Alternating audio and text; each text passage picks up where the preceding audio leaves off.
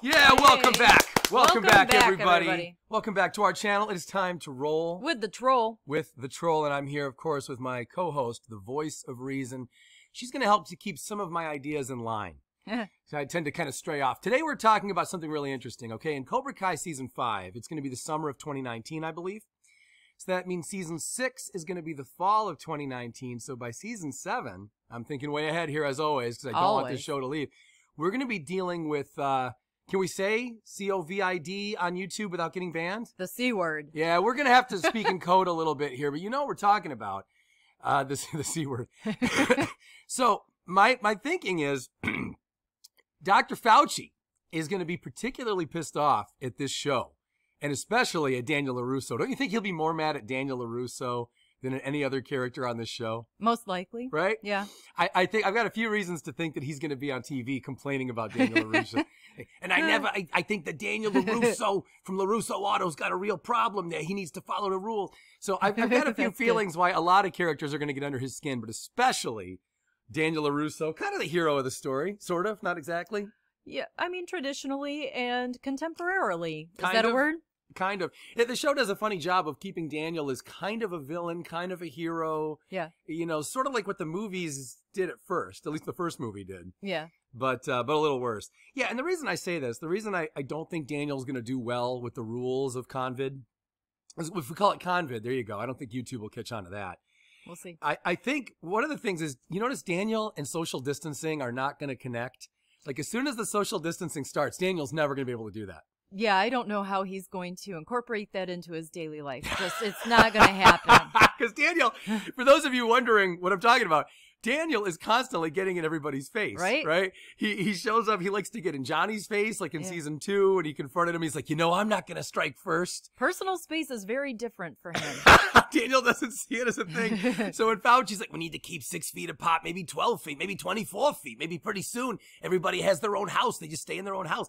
Daniel's going to have a very difficult time with all that. Yeah, all right? yeah. He's not going to go for that. He's gotten in Terry Silver's face. He likes to get right up at people. He's going to have to cut back drastically on his visits to other people's dojos. Yeah, every time he shows up at a dojo, he ends up in someone's face. Even with Kreese, Daniel got right up on him. Yeah. Daniel's never going to stop and go, wait a minute, I should back up a little bit because of Right? COVID. He doesn't care. No. In fact, if Daniel believes in asymptomatic transmission, he's going to want to spread any potential of COVID to his enemies. I could just see him like with Kreese. He's like, make it work for you. remember in season 3 when Kreese is like, he's like, it's going to come down to you and me one day, buddy. Remember how Kreese was telling him that? Like, it's going to come down to you and me, LaRusso. Imagine if LaRusso's like, I already won.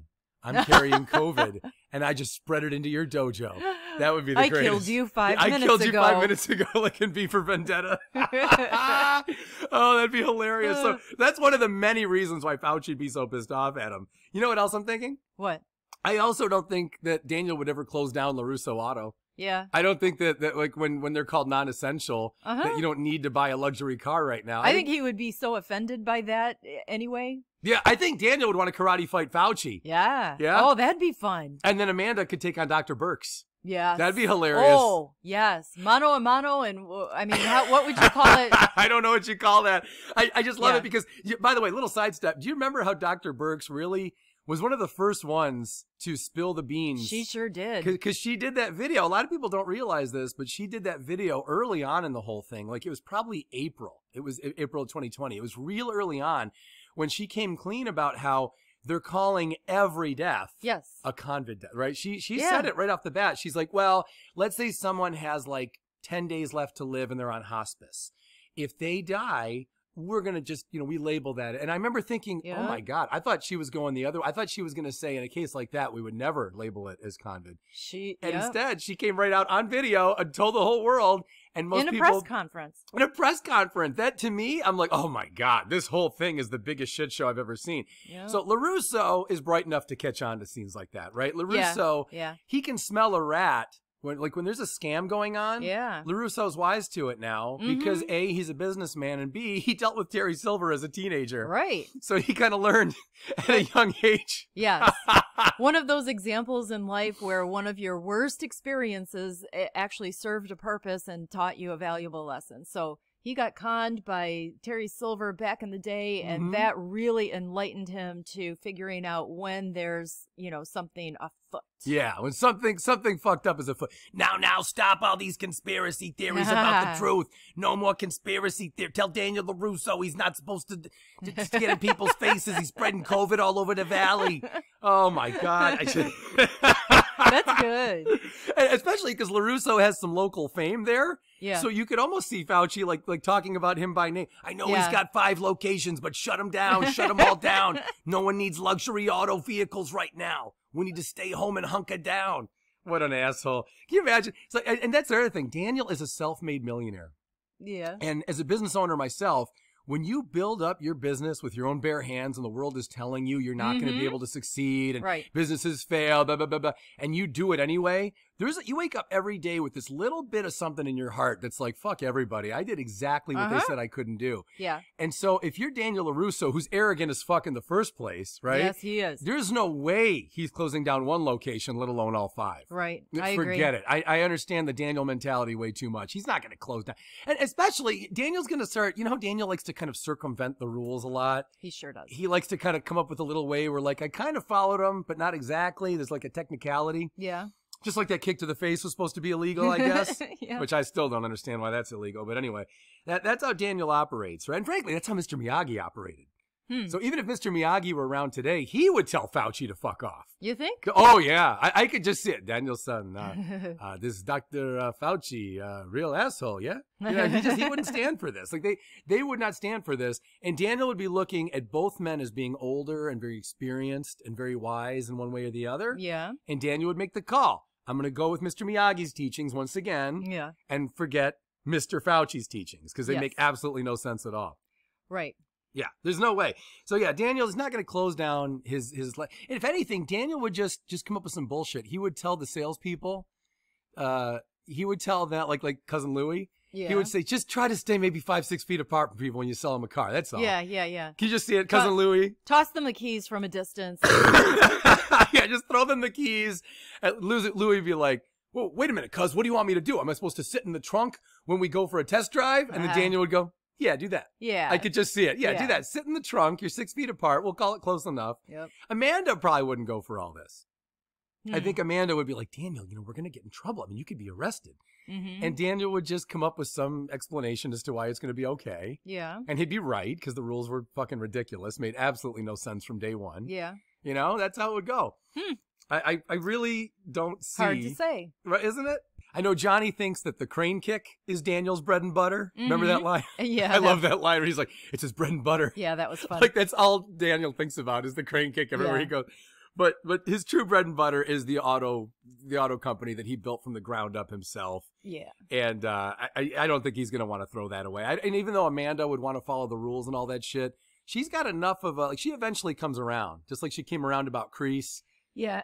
And she's got a fighting spirit. Yeah, she does have a fighting spirit, and she's logical. That's the other thing with Amanda. Yeah. I That's why she'd go with this. I mean, go with Daniel on fighting back about LaRusso auto closing down. Yeah. Is she would look at Fauci and be like, maybe at first, just like with Crease, at first she'd be against Daniel, and then after a few minutes she'd go, now fuck this guy. This Dr. Fauci isn't making any sense at all. We don't need to follow this. The one thing about Amanda, though, she actually will do some social distancing with one particular person because she has to. Yeah, who's that? John Kreese. Remember, she's got to stay 500. Oh, yeah. That'll still be in effect. She's got a effect. restraining order. When COVID rolls around, so she has the restraint. That's how fucked up the world is and the laws. I mean, she has a restraining order on her. Yeah. Because she went in there to confront him, and he mocked her, and then she, oh, Jesus. So, anyway. So she has to stay 500 feet away from John Kreese. Okay. So Distance that works achieved. for the social distancing. 500 feet is probably what Fauci's going to be at pretty soon, by the way, in real time. He's like, we need to stay 500 feet. The 6 feet is just not enough. We need to keep our distance. Oh, my God. Yeah, so at least she's already socially distancing from Kreese by the time this rolls around. She has it easy. You know who else has it easy is Armand. Oh, yeah. Because nobody wants to be within 6 feet of him anyway, ever since he peed in the shower in season 1. Yeah, this is one of those times when you can use these rules to your advantage. Oh, no, Armand. Social distance. I got to go. Can't you keep your distance? People need to keep their distance from Armand. He pees in the shower. He was kicked out of the club there for a reason. He's spreading the germs. Oh, my God. What about vaccines? How do they all feel about the vaccines, you think, when those roll around? Right. It takes a while. That's like season 8. Yeah. But what do you think? I don't think Daniel takes the fucking vaccine. No, I think Daniel's gonna smell that one out right away. We probably shouldn't say. Let's call it the jab because of YouTube. Yeah, Daniel again. Daniel is way too connected now to scams and bullshit. Right. So he's not going to go for that. He's got a good radar. He's got a bullshit radar. Yeah, he's not going to. And plus, he's healthy and natural. You know, he didn't want to eat gas station food. Right. Remember that? Yes. So he's not going to want to take that experimental jab. I think Daniel is going to. I think he's going to wait it out, and he's going to see that. Remember in the beginning, they're like, if you just take the jab, we can go back to normal. Just everyone take the jab. Yeah, he's not going to fall for it. No, because then look what happens. Then a bunch of people take the jab, and then they go, well, we're not getting back to normal. You're going to need another one. And then he's going to say, I knew it. Yeah, and then pretty soon it's 3, and now we're talking 4, and it's Jesus Christ. I mean, the jab gets more sequels than the Karate Kid series got. Oh my God, that's funny. You realize that? Yeah. There was more jab sequels than Karate Kid sequels. Every time it's like, okay, this is going to be it. No, we need one more. Yeah. Now we're done. Now we need one more.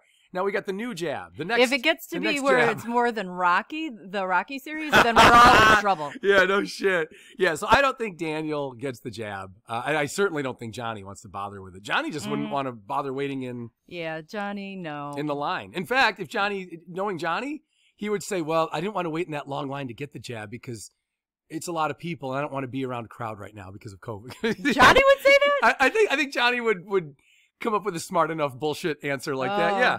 I think it's more of Daniel's thing. It's kind of more Daniel's way, like in being kind of sneaky in that way. But Johnny would come up with a good, manly excuse of like, oh, I don't want to be around other people because of that. So there's my fucking reason. Johnny will look you in the eye and just go, fuck you, but I'm going to say it differently. You know what I mean? Yeah. That's the way he would do that. That's awesome. Johnny'd be a real man about this. Daniel, he'd come up with little goofy-ass excuses.